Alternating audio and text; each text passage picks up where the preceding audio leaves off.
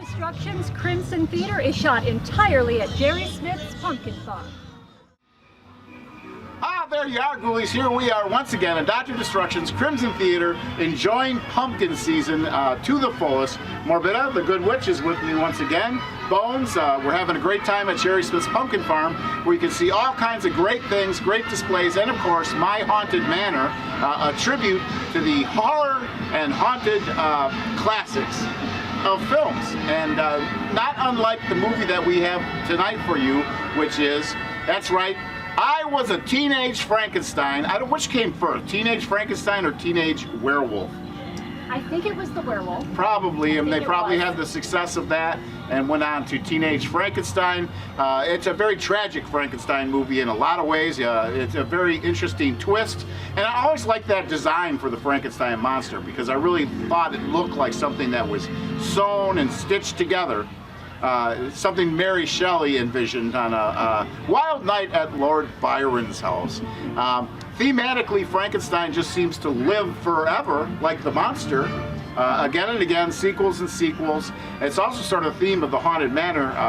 My laboratory, I promised, was almost done. It's just about this close, so we'll be getting there and doing some great things. Anyway, right now you're going to get right into it. That's right. I Was a Teenage Frankenstein on Dr. Destruction's Crimson Theater.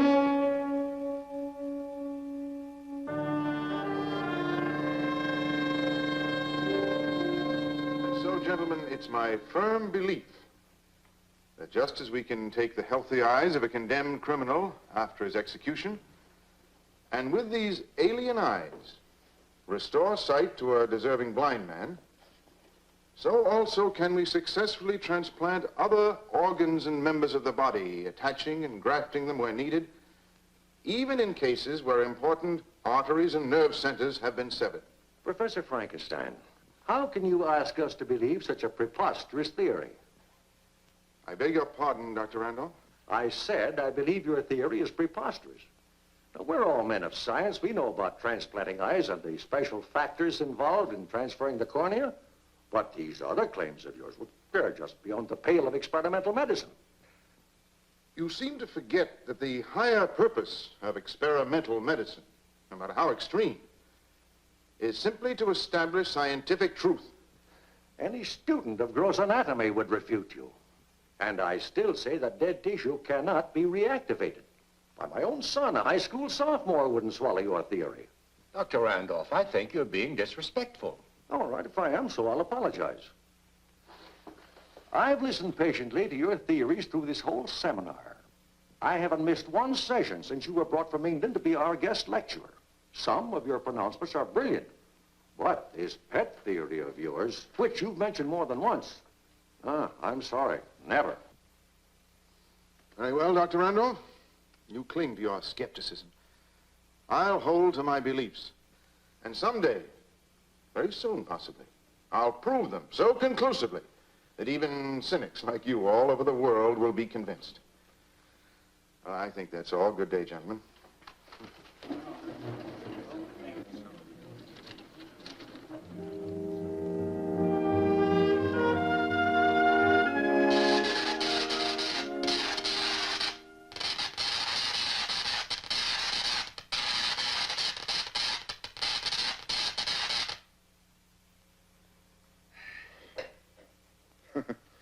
Patience, Dr. Carlton. Did you check the sweet foliage? Probably not. It seems that Dr. Randolph's remarks upset me more than they did you. Weren't you disturbed at such insolence? No. No, as a matter of fact, in some ways, I'm rather grateful to him. He forced my hand. And since you defended me so valiantly, and you're my close ally and fellow worker, our hand. Our hand? Yes. You've always supported me in all my theories in experimental medicine.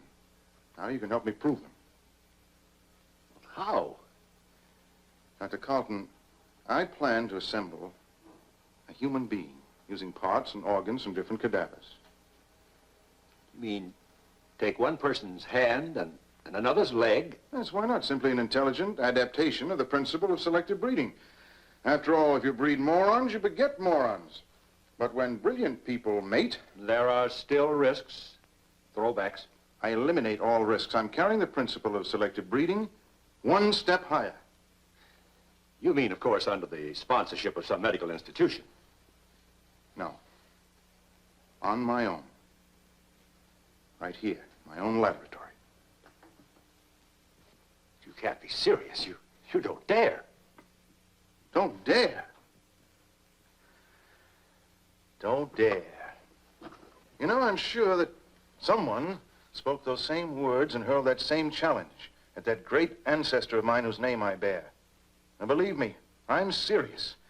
You see, the knowledge, the know-how, as you Americans put it, is in my blood. It's my heritage. But where Baron Frankenstein created a monster, I shall bring forth a perfectly normal human being, able to walk among normal people undetected. I'll point the way to perfection in the human race. Well, I applaud your ambition and I admire your courage, but when you propose to carry them out, I don't think I can help you. You see, I'm not a doctor of medicine. My degree is in physics. I know all about your qualifications, your research, your studies in X-ray, and that's exactly what I need. I'll provide the surgery. You'll provide the electronics. But you're reaching for the supernatural. To assemble a human being. I shall use only the ingredients of youth, not the worn-out body inhabited by an overtaxed brain. The old are dying, are dead. The whole trend is toward death.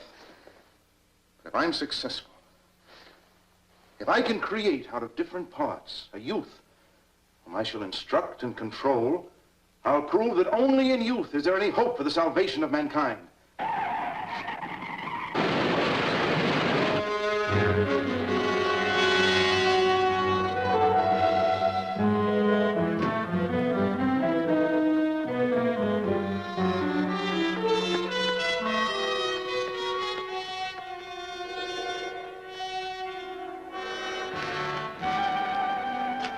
Teenagers, both cars loaded.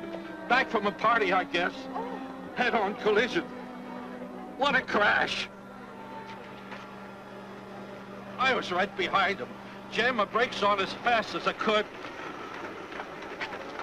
Seems to me I saw one kid thrown clear in the air. Over there somewhere. I'll call the police. Did you go over to him? Oh, not me. I can't look at that sort of thing. That kid would bleed to death before the police get here. I think he's had it. Terrible. Terrible.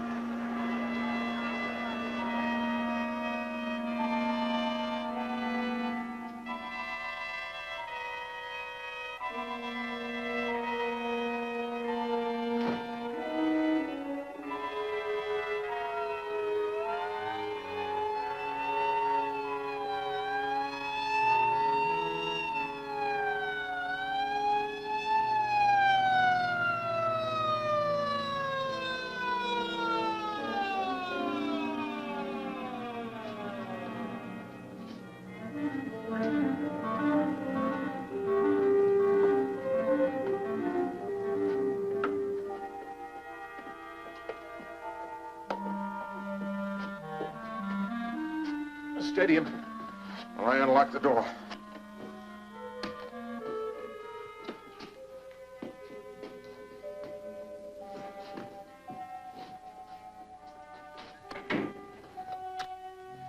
How do you think you'll get away with this?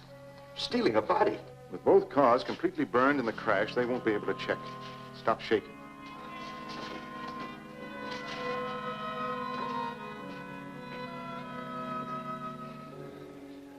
It's cold in here.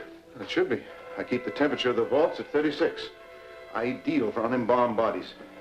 Temperature of a morgue. This is a morgue. My private morgue. This is where we will experiment and work. No one can disturb us here. What condition is he in?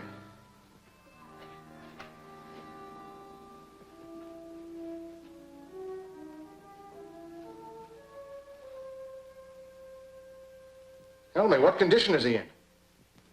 Dead. I know that. That's the way a layman would describe him. But I also know, and I want you to remember, that in this laboratory there is no death until I declare it so. Now, describe his condition. Well, the head's crushed in. Possible brain injury. Face is beyond recognition. I don't know about the rest of the injuries. Dr. Carlton, you're a scientist. You mustn't be squeamish.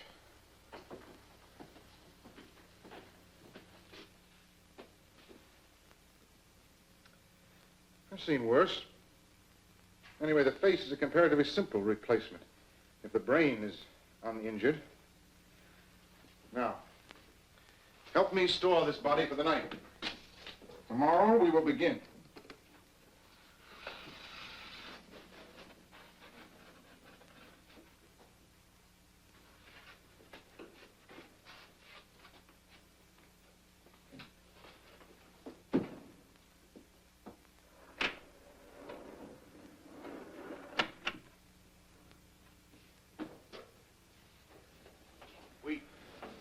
We'll need equipment. I'm prepared. You mean there are others? Only a few parts. Normal preparation for an experiment that will determine the fate of the world. Electrical equipment also. I've been assembling necessary parts for some time. As a matter of fact, in every city where I've lectured, I've made it a point to purchase one or two things that we'll need. We're quite ready to put everything together for our experiment. Professor, perhaps you'd better try and find another assistant. I don't think I have the stomach for this. Dr. Carlton, don't underrate yourself. I'm the best judge of your qualifications. I need you. And you need me. After all, that other experiment that you assisted me in about a month ago made you my ally. Of course, I could use another and uglier word, accomplice, but I won't. But when you started that, I didn't know. You made me believe that you were writing a book. Now you know I wasn't. And remember, it's too late to retreat. Now, I don't want to hear anything more about it. We're in this together.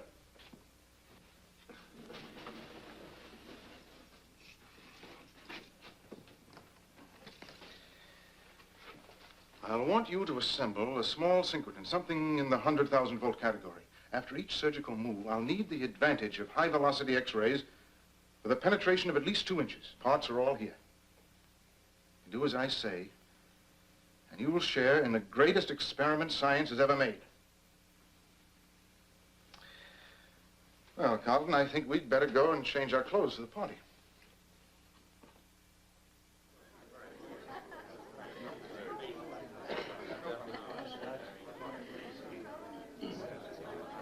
May I propose a toast on behalf of all of us to Professor Frankenstein, a true servant of science. And may I add that we'll miss his stimulating lectures when he has to return to his native England.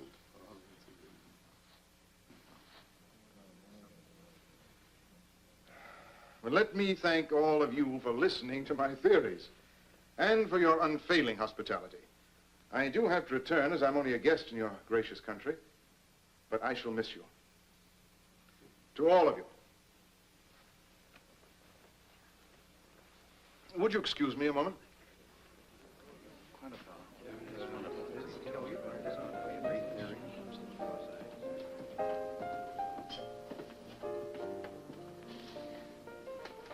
Margaret, you didn't join in the toast.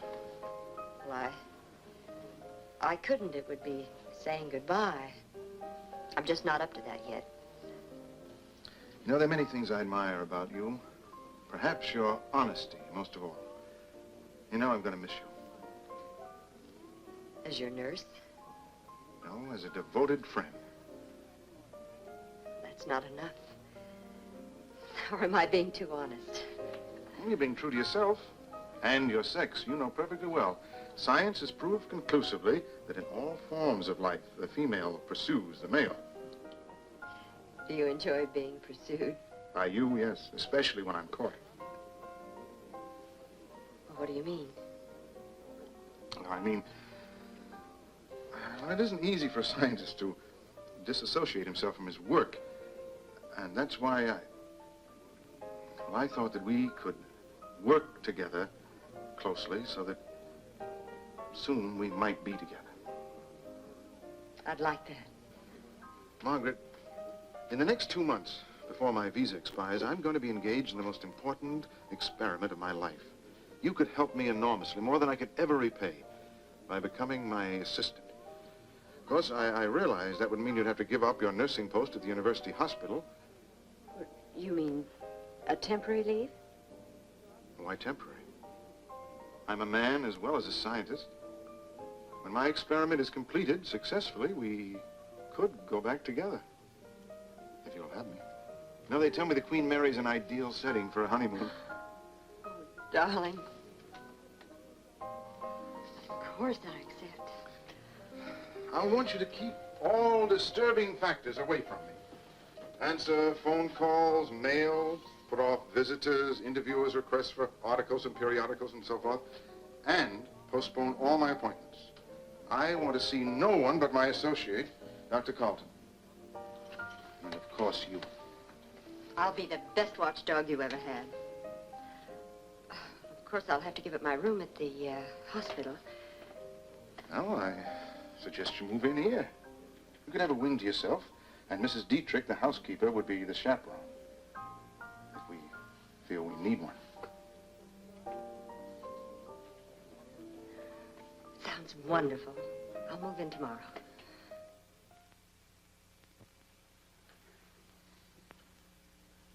His hands and the right leg, practically up to the knee, are completely crushed. You'll have to amputate. Yes. Above the carpal bones and, well, below the patella. Yes, they'll have to go. Here, apply the cathodes. Activate him first. But why? In this frozen state, he won't feel anything. I want him to know and feel pain so that when I alleviate it, he'll also know gratitude. Now, change his body temperature to normal. What I create, I must control. Go on, activate this body. I'll begin with 50,000 volts.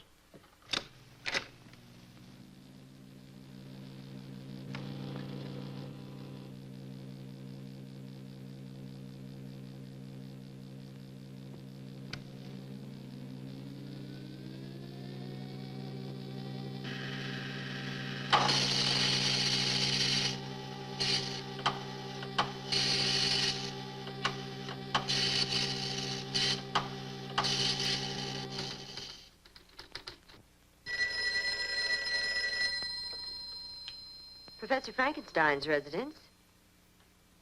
I'm terribly sorry. He's seeing no one. Well, if you care to leave your name.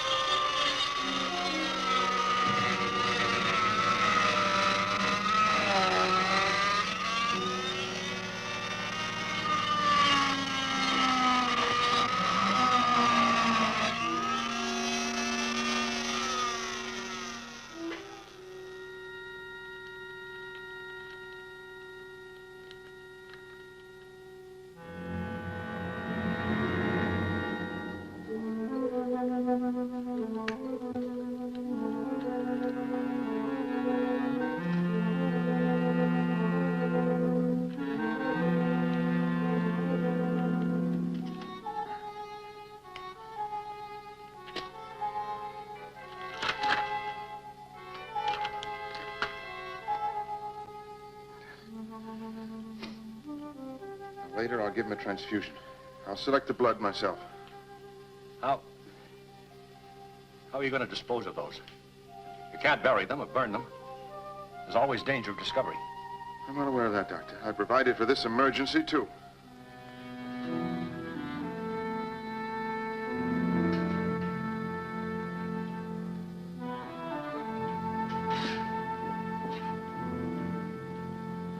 Come here.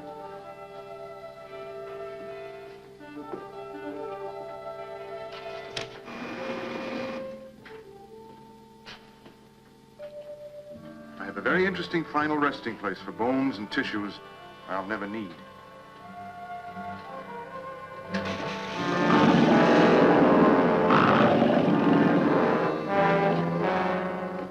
Now I have to get 2 hands and a right leg. Believe me, I'll see to it that the replacements are an improvement over the originals. Oh, my dear doctor, you look as if you could stand a drink. Come on. The scattered and partial remains of the Plymouth track team wiped out 2 days ago when a chartered plane attempting a landing in a thick fog crashed into the wild mountainside will be interred this afternoon in Fallbrook Cemetery. Poor boys. Oh, tragic. All those fine young athletic bodies, all those hours of training for strength, speed, endurance, gone to waste.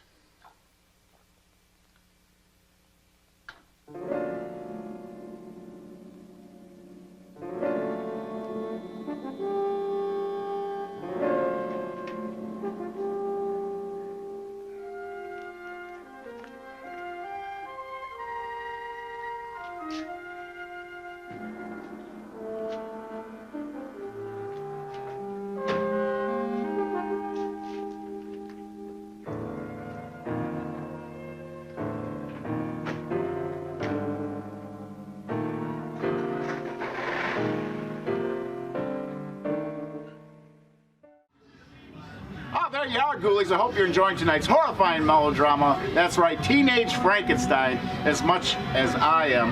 Do you have a favorite Frankenstein movie? I don't, actually. They're all so interesting in their own way. But I really appreciated this one because not only does it give you a great story, it also gives you a great moral to the story, which is being aware of the dangers of youth and dangerous driving. Yes, you could wake up as a Frankenstein. There's more dangerous driving occurring as we speak in everywhere that I go. You know, they're passing the hearse left and right. It's terrible conditions. But I think I like the Japanese Frankenstein. Frankenstein Conquers the World is one of my favorite. Of course, the Boris Karloff ones. William Henry Pratt, Boris Karloff, who, from what I understand, Boris Karloff was wearing one of his nice suits and was in the dining room at the studio, and that's when James Whale came up and said, "You'd be perfect for my monster." He was sort of taken aback because he thought he was sort of a snappy dresser, and then he, of course, he made his living doing monster roles. The Mummy, everything else Boris Karloff did, and then there's the infamous struggle between Bela Lugosi and Boris Karloff, whether or not that was really true or not, if it's speculated or it's a mythology. It's actually very much even imposed or transposed onto the Monster Mash song. Oh. Because there's that rivalry between the monster and Dracula.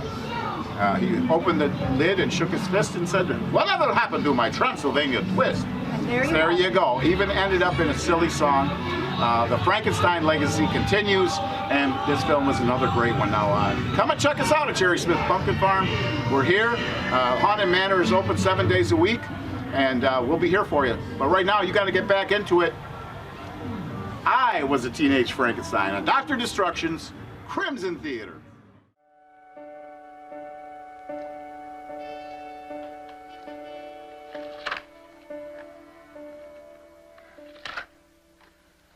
Well, rather neat. I do say so myself. Hands and leg are back on his body. I've kept my promise. Strong hands of a champion wrestler and the leg of a football star. There. Now, you've got a great deal to thank me for, my dear boy. With the special healing fluids and the vital rays, his bones should knit in a day or two. What is impossible for others becomes a daily event for you. I'm delighted to impress you. Now, help me put him back.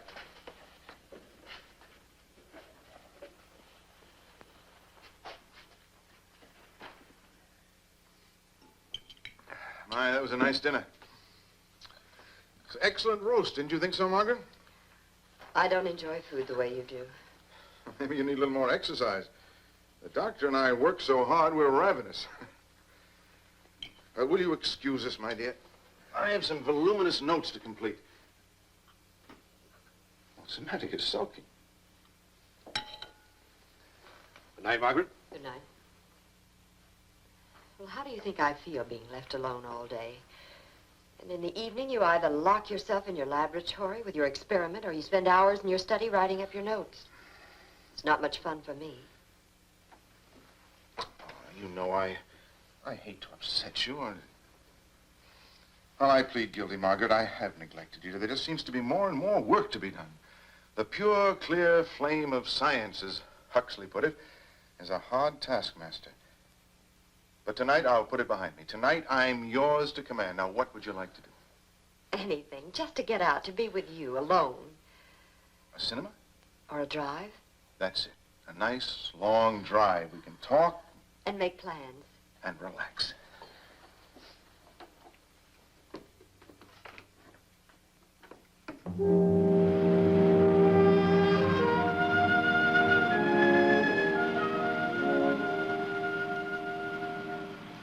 Over there. Let's park and just look at the view. And talk.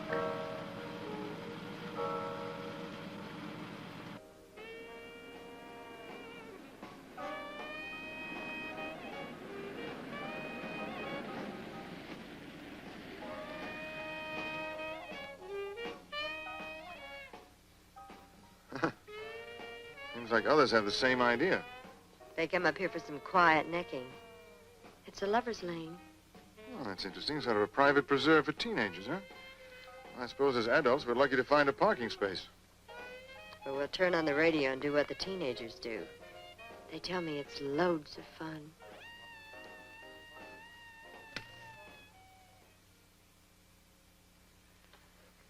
Good morning, my boy. Come, my boy. Say good morning to your creator. Speak. You've got a civil tongue in your head. I know you have, because I sewed it back myself. Yes, and all healed up very nicely, if I do say so. Perhaps, Professor, it's too soon for him to speak. Nonsense. With all the surgical skill and the vital rays lavished on him, he should talk like a congressman at a filibuster. Now, come on, my boy. Say good morning, and say it to me. You do have vision, you know, at least in the one eye. And your brain is intact. We'll improve it in time, but no malingering now. Now, come on. Watch my lips. Good morning. You must speak, because time is desperately of the essence. Are you sure you're not rushing him? It's only a few days since... No rank nonsense. He can hear and he can understand, and he must learn to coordinate so he can speak. Listen to me very carefully. I command you to watch my lips and repeat after me. Good morning.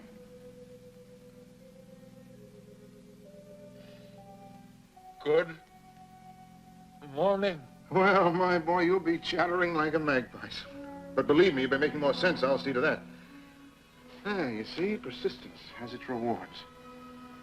That's all I want of him this morning. Now, Dr. Carlton, can you accuse me of being cruel? Put him back. Professor, I think he wants to say something else. I like a young man with initiative. Go ahead, my boy. Take your time. I'll listen patiently. Say whatever you please. It's dark in here. Dark. Yes, it is dark for you. But you'll have to reconcile yourself to the darkness because you're going to be in the dark a long, long time. Professor, look. It's amazing. He's actually crying. Can you imagine? Even the tear duct functions. entire world will be astounded. Well, it seems we have a very sensitive teenager on our hands.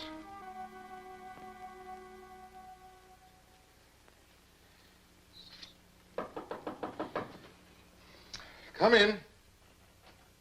I can't. The door's locked.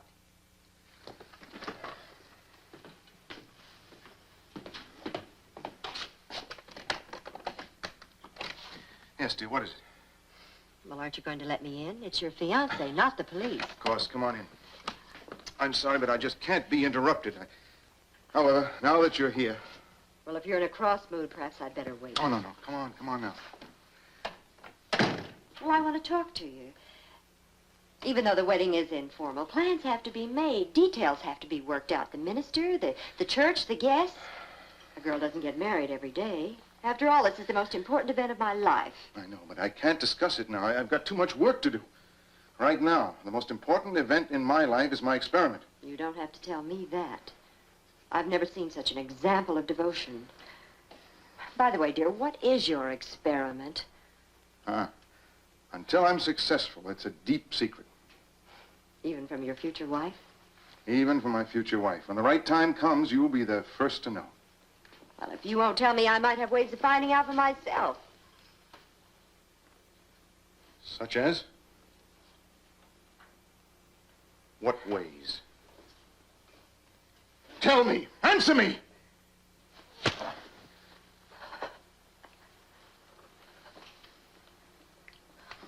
I didn't mean anything by it. It just slipped out. Words sometimes do. I have no intention of spying on you. I don't care if you ever tell me. Now, that's better. Oh, I'm sorry. I'm sorry, darling. Forgive me. I know this experiment must be getting on my nerves. But you understand a scientist's devotion to duty. I'll be finished soon. And we'll be married and off on our honeymoon.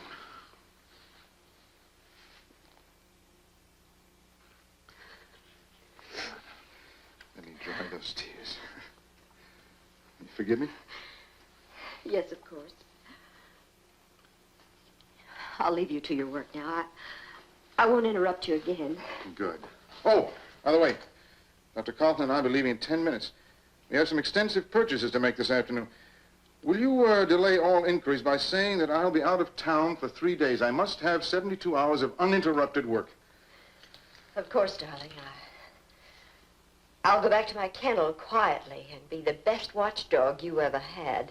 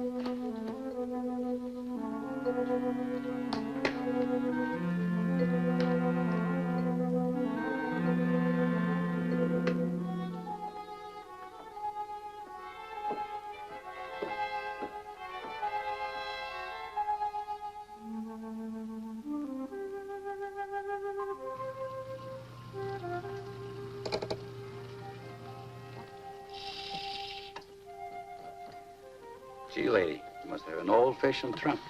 I never seen a key like this since I left the old country. Thank you.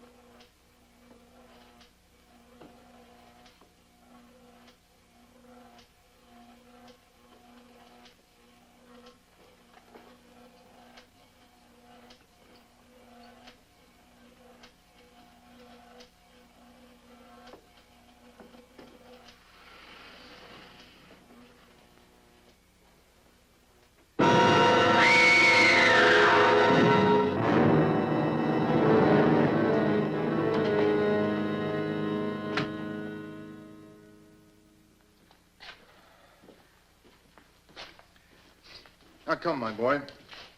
If we're going to impress a skeptical world, we'll have to make faster progress. Watch my lips. Observe them carefully, each and every move. They will guide you. Yes. Yes, sir, would be preferable. In England, you know, we have a little more respect for the older generation. Yes, sir. That's better. Better articulation, too. Now, concentrate. And repeat after me. Beware of false prophets, which come to you in sheep's clothing. Beware of false prophets which come to you in sheep's clothing. But inwardly, they are ravening wolves. But inwardly they are ravening wolves. Very good.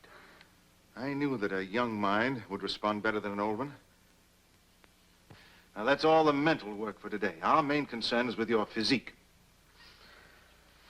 Let me see if you can clench and unclench your hands like this. You do that 100 times each day. I want you to enjoy equal power in both hands. But remember, I am the one to tell you when and against whom to raise them. I will obey you. Yes, I'm sure you've learned that lesson, too. Now your new leg. Stand up in it.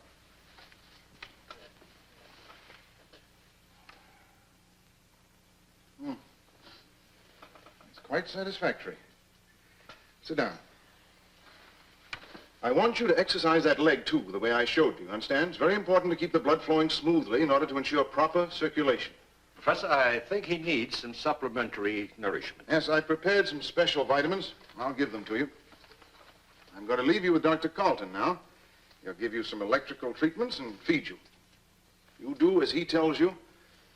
And tomorrow I'll set up some exercise equipment for you.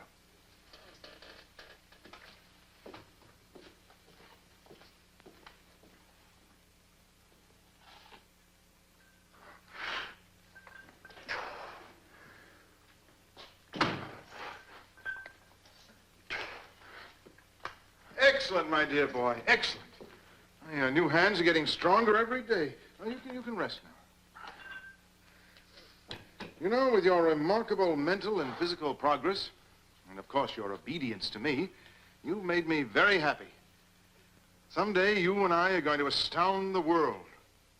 A wunderkind, created by me, a teenage marvel. What's the matter? Aren't you pleased with all this? You are happy. But I am not. Why? Because you make me live down here. When will I walk among people? Don't badger me. You keep asking that question again and again.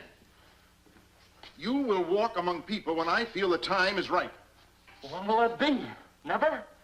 You dare question me? I want to know. Why not now? I'll show you why not now.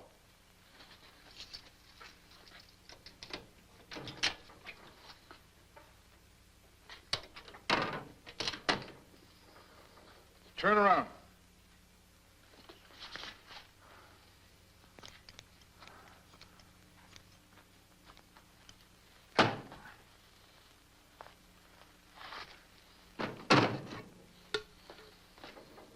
Now look!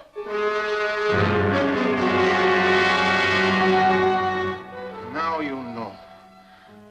But I don't want to be locked up. In that case, I'll leave your face the way it is. I'll make sure you don't leave until I'm prepared to give you a new face. Look again, my boy. You'll be glad to stay here until I make you fit to go among people.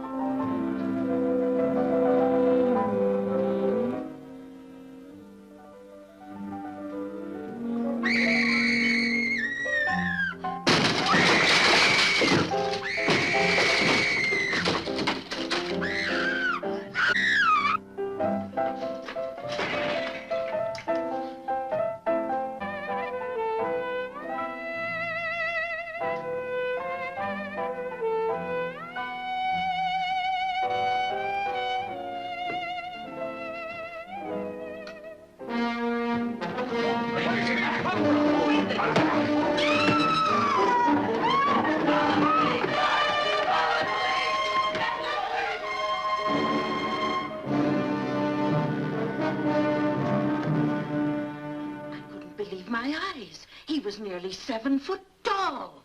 No, he was shorter, but built solid. Broad shoulders, heavy arms. His face, what there was of it, 'twas terrible, terrible. If you ask me, he wore a mask, like those guys who hold up supermarkets. Well, one thing for sure, he was strong. He hit me like I was a baby. I've never been hit so hard. Have any of you ever seen him before, hanging around here, prowling? No, never. Never, and I hope I never see him again. All right, folks, the alarm is out. He can't get too far. We've got the street blocked off. We'll make a check of all the houses in the neighborhood.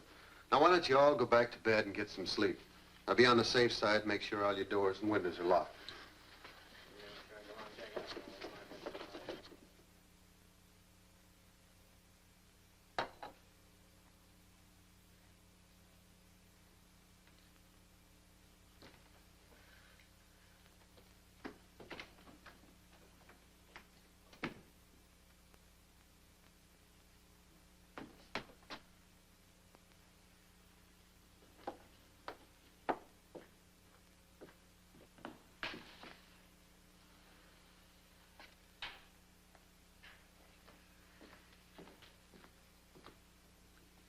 Then it was you.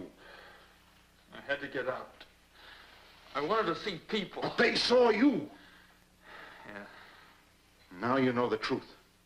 yes, I frightened them. Everybody who saw me, they ran. I told you they would. But I didn't mean to hurt. Hurt! You killed a young woman. You've got the police down about our heads like a pack of baying dogs. By disobeying me, you not only endanger our lives, but you put my whole experiment in jeopardy. I didn't know. From now on, I'll obey you. It may be too late. As a matter of fact, in order to protect myself, I should do away with you altogether, destroy you as dangerous evidence. No, please don't. I'll do what you say. You better. There's a slim chance I may still be able to cover up for you. But from now on, you do exactly as I tell you. I will. And not a sound out of you. Until this danger blows over, I must keep you absolutely silent.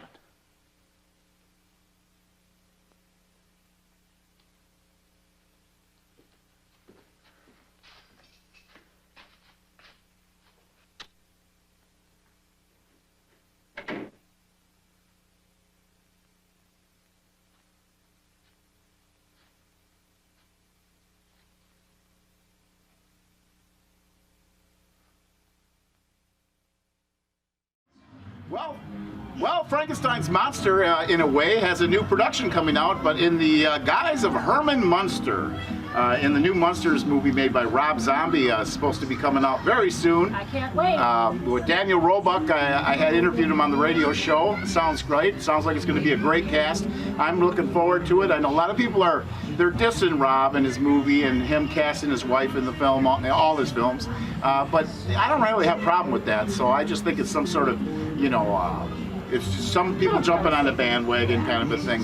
But Jeffrey Daniel Phillips, I believe, is the actor. He's playing Herman Munster, and he's a perfect goofball for that. He's been in several of the Rob Zombie's movies. So if you get in one of Rob Zombie's movies, you're probably going to get in all the other Rob Zombie's movies that he makes. He's pretty loyal to his cast, his crew, and his actors. So really looking forward to that. Of course, there's the new Addams Family.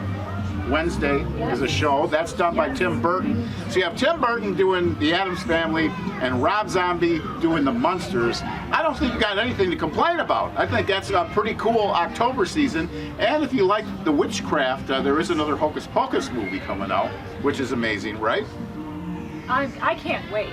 Did you see the first one? Absolutely. Okay, I can figured recite the first one. Somehow or another, I've never seen that movie in its full entirety. We will have to do that. I guess we'll have to definitely check into that, check out the new one. New Halloween movie coming. Looks like it's going to be a great fall, October season. Please come and visit the Haunted Manor. We'll be here. Anyway, you get right back into it now. That's right.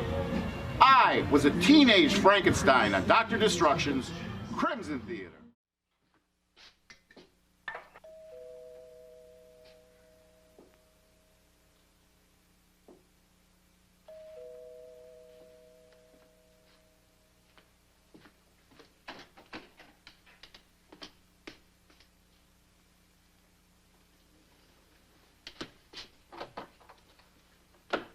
can I do for you, gentlemen?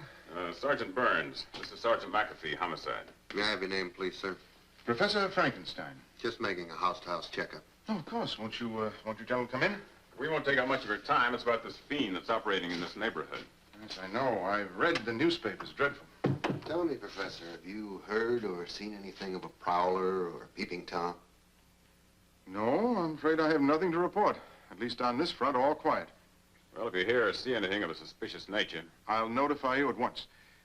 By the way, gentlemen, has anyone actually seen him? I mean, to guide me, could you give me a description of this so-called fiend?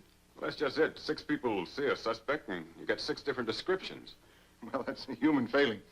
Under the stress of panic or fear, our minds do strange things. Our eyes see strange visions. Yes, but they all agree on one thing. Whoever he is, his face would scare a ghost. Well, that's one detail I surely will remember. If I see or hear anything suspicious, I'll let you know. Thank you. Good night. Good night.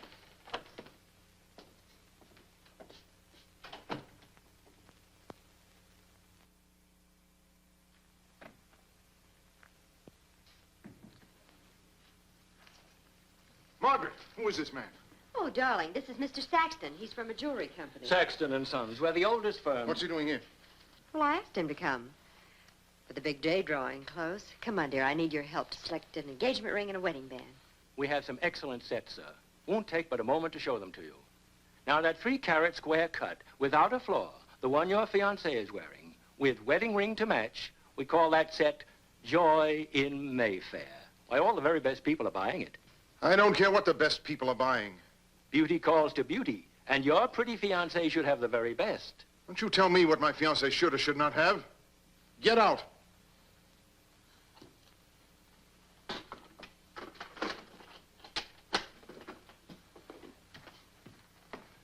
Perhaps another time. Just get out.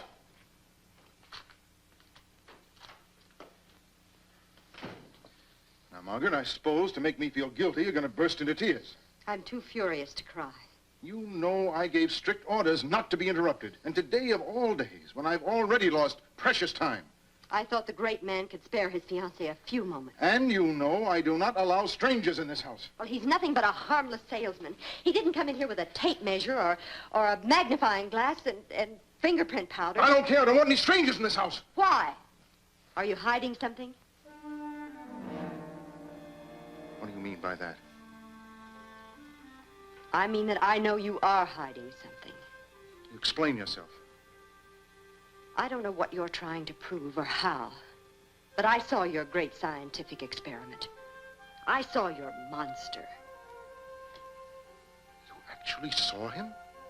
Yes, in the vault in the cellar, where you and Dr. Carlton work so feverishly day and night. Yes, I saw him. How did you get in? I took an impression of the lock and had this key made. Well, I must say, my dear, you certainly are resourceful. I reasoned it out, and I came to the conclusion you didn't want to marry a fool, a puppet who would simply obey you blindly. I had the feeling I had the right to know what you were doing. I'm not brilliant, but as your future wife, I felt I should know what you were striving for. To help me to understand you better. Perhaps love you better. For better or for worse, darling, I do love you. You know, Margaret, I don't deserve you. I'm glad you found out for yourself. I like that quality in you, initiative. It sets you apart from other women. In time, I would have told you about my secret, but you've convinced me that it's better that you know now.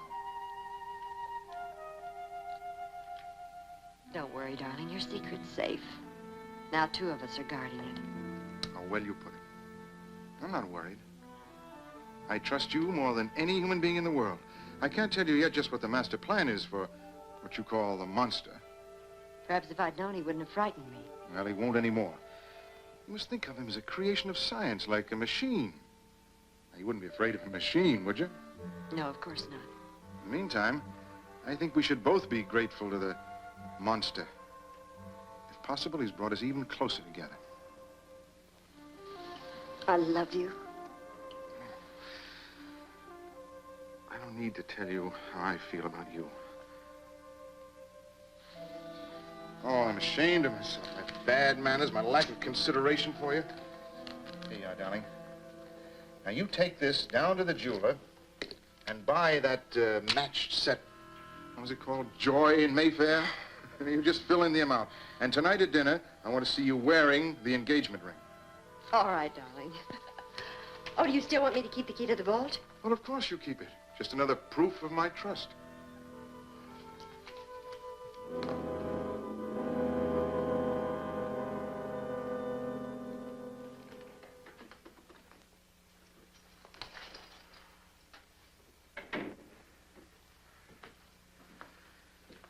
Well, my boy, I think we're safe.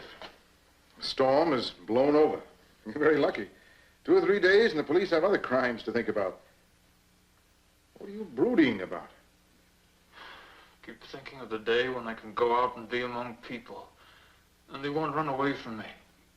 The day when I'll have my new faith.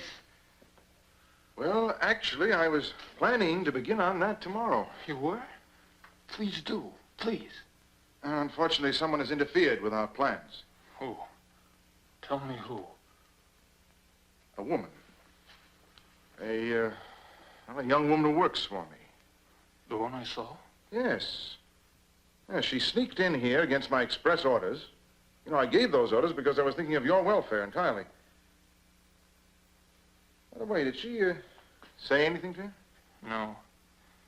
I frightened her. She screamed and ran away.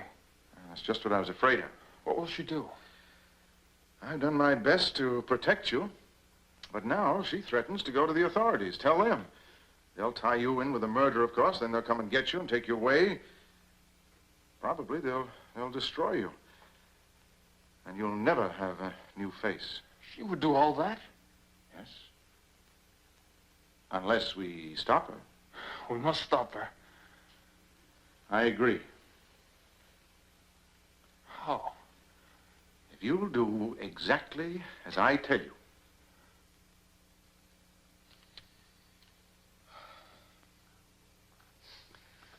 Darling, I'm afraid I'm going to need your help. Of course, dear. Telephone calls, errands, dictation. You certainly have a good eye for trinkets. You call that a trinket? The last thing I do at night and the first thing I do in the morning is look at it. I value it very much. Really? Well, it's very sweet of you to say that. Now tell me, how do you want me to pay for it? Pay for it? Oh, I mean show my gratitude. Oh, I'm sorry, darling. You were about to ask me to do something for you. Oh, yes, yes. Well, this is it. As you know, Dr. Carlton had to leave town to buy some new parts for our synchrotron. I'm afraid he may be gone for 2 or 3 days. Well, so long as you're here, I won't miss him. I will. I mean, as my assistant. And that's where you come in. Will you be my assistant? It's feeding time for our young man. Well, of course, dear. You're not afraid? No. He's as gentle as a baby at feeding time. You sure you're not afraid? I'll regard him the same as you, a creation of science. I'll go along, I'll help. Good. The hypodermic and the fluid are downstairs. Shall we go?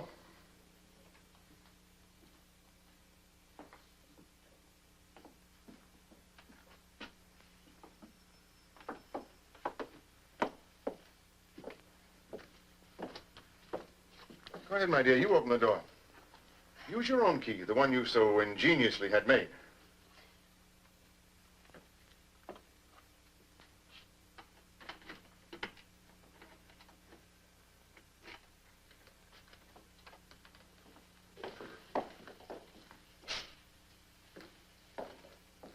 Well, my boy, you look a little off your feed.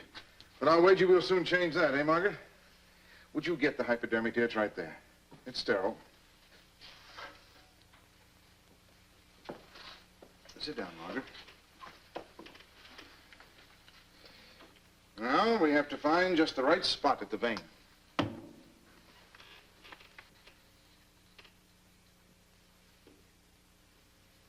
There it is.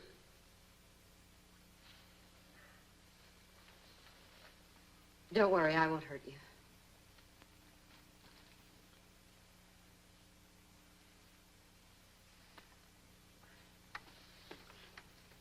I'll be right back, dear. I'm just going upstairs to get a supplementary vitamins.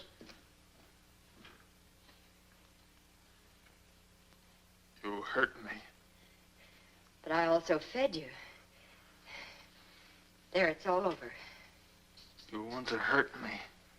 Some more. No, I don't. Sometimes we can't avoid giving pain, even to friends.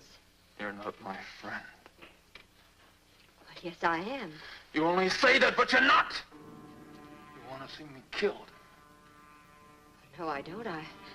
I want to see you live. Don't you don't!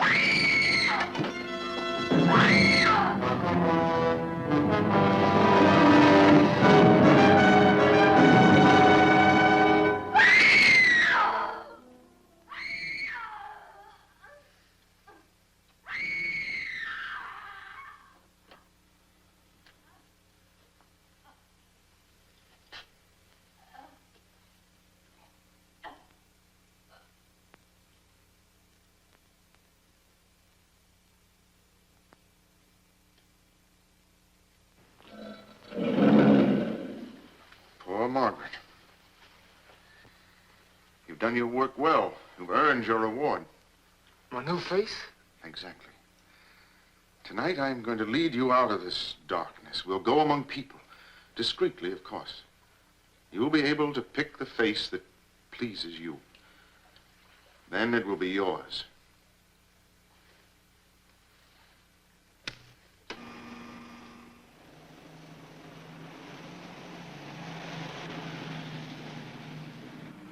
Well, my boy, you enjoying the ride?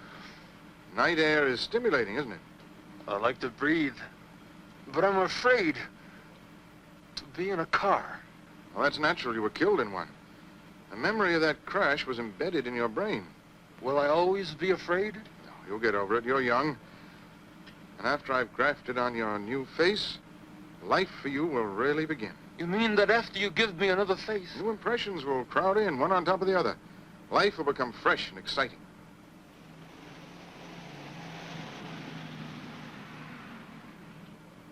It'll take time and patience. But someday, after we have baffled the learned men of science, I'll tell the entire world the truth. How you were reborn. How I fashioned you from different parts, breathed life into you, pumped knowledge and wisdom into a brain that was hidden in a corpse. Then I'll be honored by the entire world, having brought mankind one step further in the eternal battle against death.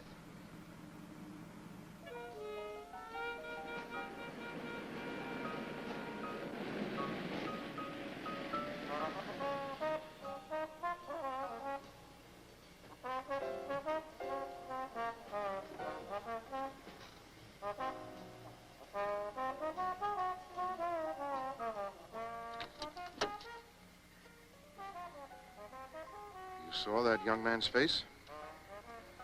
He's rather handsome, I thought. Even drugged by passion, it has brightness, intelligence. Does it meet with your approval? I'll be very quiet.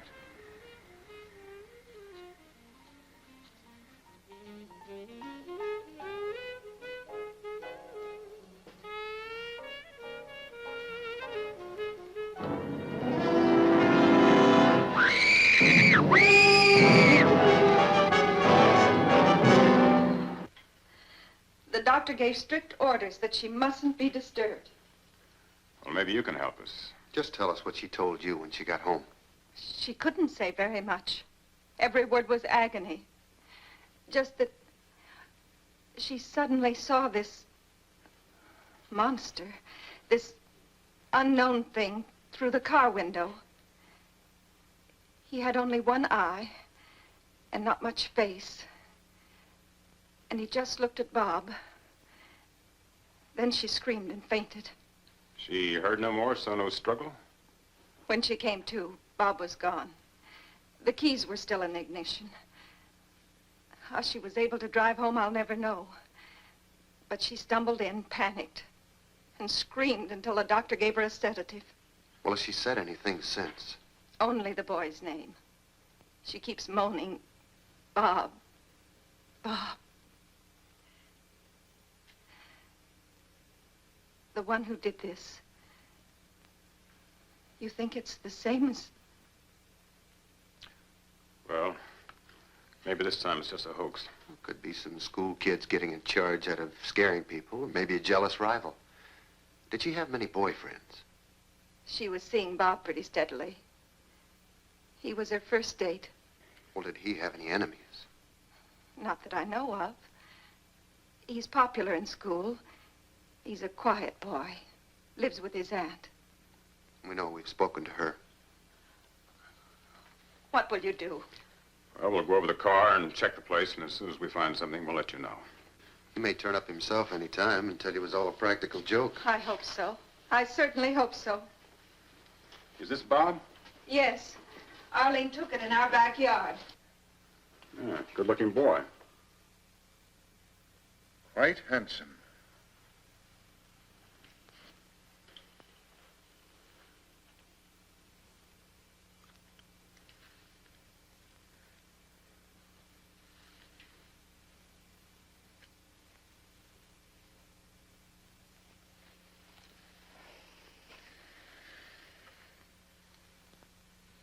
Quite handsome.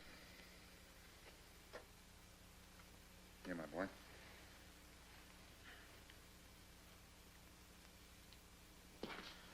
Well, all the new equipment is in the trunk of the car. Acquired discreetly in 4 different cities, as you instructed. Good. Some special coils for raising voltage, magnetic generators, and a variety of small parts. Excellent. We're prepared for anything.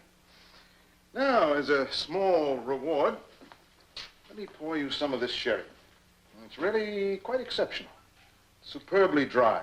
A caress to the palate. I quite agree. Excellent. You know, I can never understand the American passion for sweet wines. Barbaric. Well, give us some more time, Professor Frankenstein. After all, it takes centuries to become as civilized as you are. Oh, no, I'm not being critical, nor ungrateful. America's been very hospitable to me. And I think of what I've accomplished here, I shall remember it always with deep gratitude. By the way, what's become of your housekeeper, Mrs. Dietrich? Oh, I let her go. She had an offer from a wealthy invalid. It meant permanent security for her, and since I'm leaving in 2 days, well, we'll just have to fend for ourselves. And while I'm asking questions, and I hope this isn't indiscreet, where's your fiancée? Margaret is, gone. Disappeared. Ah, perfidy. Thy name is woman. Quit me cold. After I'd stolen precious hours away from the experiment to select this for her, an engagement ring. It was rather expensive, too. It's a pity. You mean she just up and disappeared? Packed up all her things, secretly. Left me rather a bleak note, something to the effect that our marriage just wouldn't work out. And all this after I'd not only offered her my heart, but also my deep faith and trust. Did she go back to the hospital? No, I telephoned there immediately. I hoped I might be able to persuade her to change her mind, but, well, she just disappeared. Well, I suppose it's understandable in a way, and very embarrassing for her to have to admit that she'd given her heart even briefly to the wrong suitor. But isn't that the way of women? They make us poor men suffer for their blunders. Well, Doctor, in time my heart will mend, but now I must lose myself in my work. I must devote myself to science and research to the exclusion of all other interests. I suppose it's the only thing left. I think you'll agree with me when I show you what I've accomplished. And believe me, this is far more significant than the flight of a silly, emotional girl. This has to do with our young man. Something's happened to him? I would say so. Early this morning, before your arrival, I helped him off his table and gave him his mirror. Now, if you'll come down with me, you'll be the first to see his new face. New face? But how? Where did you Oh, come now, Doctor. Why burden yourself with unnecessary details? After all, we're both interested in the same thing, results. You come and look. I think you'll realize that we're practically at the end of our experiment.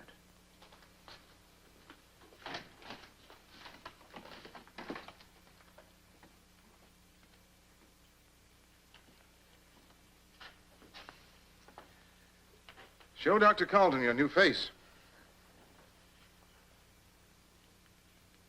Amazing. Absolutely amazing. Why, when the stitches are out, he'll pass for a normal, quite attractive teenager. And you agree it's a success? Stupendous success. And what's more, no one will ever know. Well, I'm not so sure about that. After all, this new face wasn't grafted on from oddments. There's a chance of it being recognized, especially in this region. At any rate, I'm taking no risks. Well, what do you propose to do? I'll tell you, but first let me give him back his precious toy. There you are, my boy. Go back to reveling in your new face.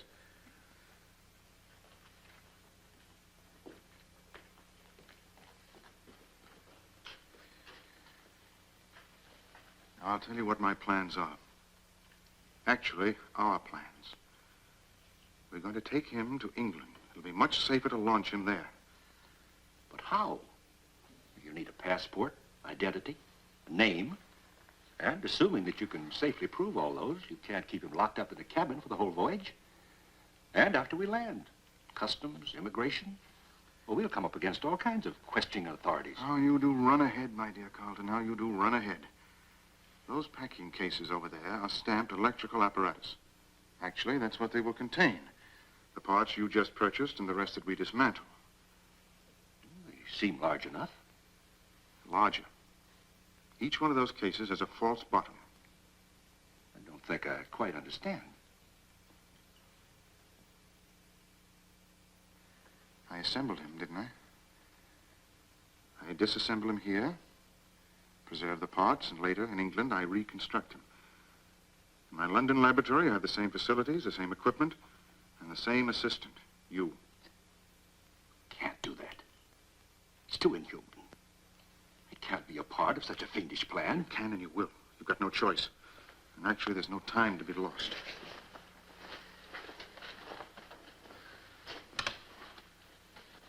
Now listen carefully.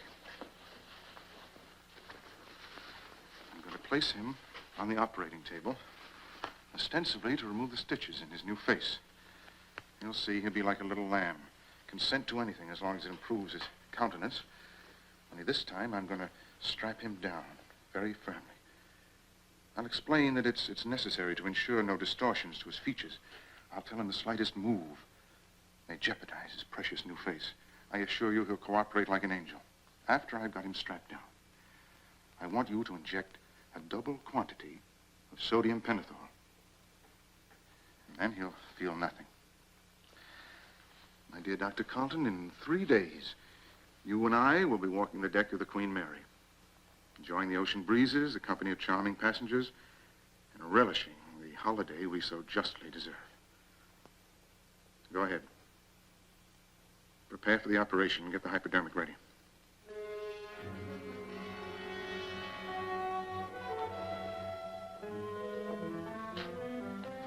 Well, my boy, you're quite proud of your new face, aren't you? Yes. With it, I can walk among people. They can see me and not be frightened. Not quite. But after I've removed the stitches, no one will be able to tell a thing. Then your new face will be yours permanently. Let me have the mirror. Don't get on the table, my boy. We've got to get you ready.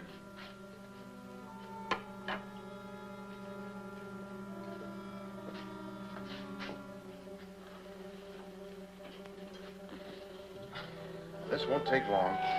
It'll be quite painless.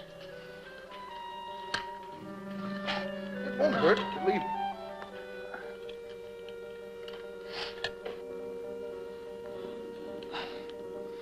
Go ahead, give him the pentothal. No, I don't want that. I know what's best for you. No, you want to hurt me. Go ahead, silence him, fool. His arm's not steady. No, you won't.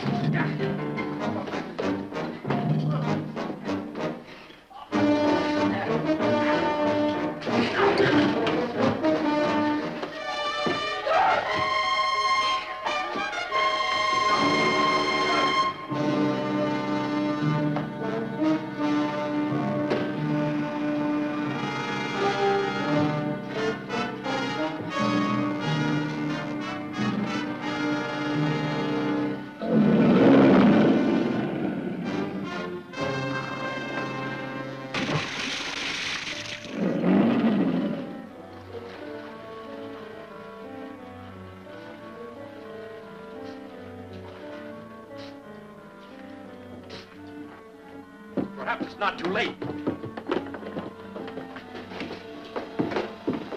Where's Professor Frankenstein? It's too late. Come over here. Maybe he'll listen to you. Tell him to come with us. Warn him not to resist, to let us take him away. You heard. They won't hurt you if you come. I want!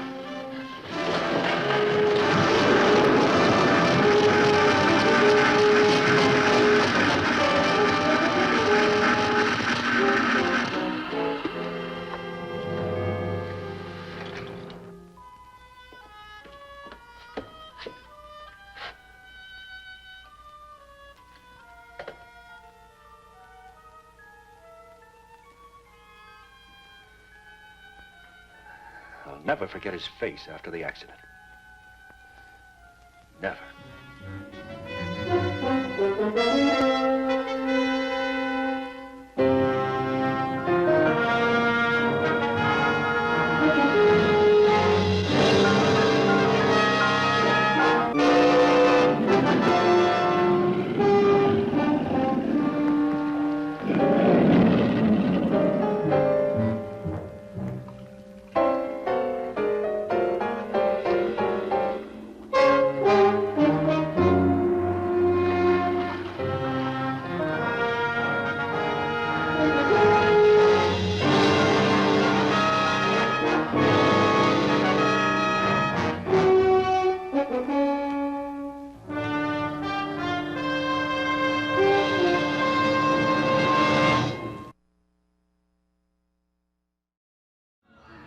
Well, that didn't end well, did it? Not at all.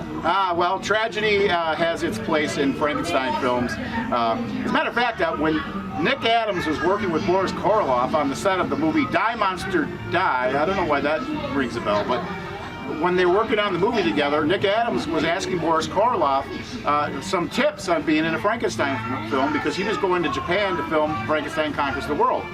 And basically, Boris Karloff said, don't let the monster upstage you or be more sympathetic. And in Frankenstein Conquers the World, that is exactly what happened. Nick Adams didn't live too long after that, and that's sort of one of those disputed deaths. Yeah. Sad news, but these films are all great, though. Again, we talked earlier about the new Monsters film, bringing that Frankenstein thing alive.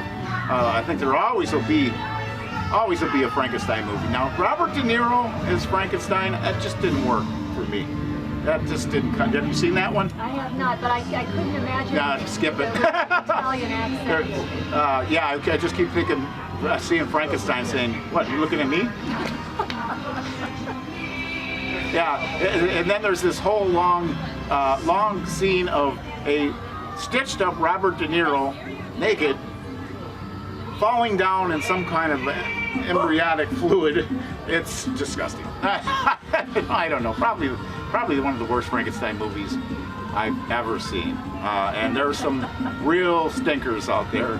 And I'm sure the producer of Crimson Theater, and knowing the budget that he has, yes, I'm sure one of those little surprises is coming along at any time for us here on Crimson Theater. Again, Halloween haunt season. Get out here to Jerry Smith's Pumpkin Farm, visit the Haunted Manor, visit all the great attractions out here. It's not a far ride from the Chicagoland area, viewing area, and it should be a blast. That's it? That's it. That's it. You have a horrifying week. What were you going to say? Thank you for coming by. Oh, thank you for coming by, and have a horrifying week. All that good stuff. Bye.